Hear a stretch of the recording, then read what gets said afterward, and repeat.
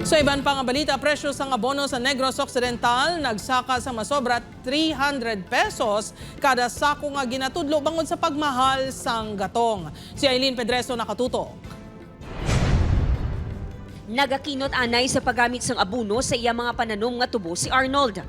Wala na kuno siya sang inugdugang sa iya budget, humalin sang nagsaka ang presyo sang abono matapos nga nag-umpisa ang pagmahal sang gatong. Imbes nga ga-apply sila sa anong kabag, nag-apat na lang. Kinot-kinot lang para mapaigo sa isang hektarya ang 4 kabag. Sa monitoring ng Sugar Regulatory Administration, nagsaka na sa 2,000, tubtub 2,200 pesos ang kada sako sang abono halin sa 1,700 pesos.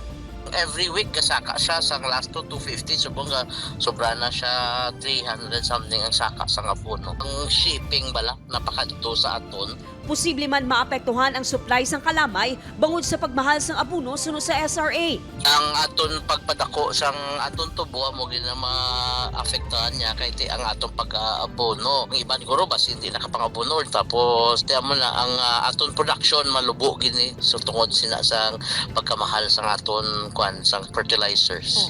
Ginarekomenda sang SRA sa mga mangunguma nga maggamit sang organic fertilizers. Upod kay Reynald Castillo, Aileen Pedreso, 1 Western Visayas.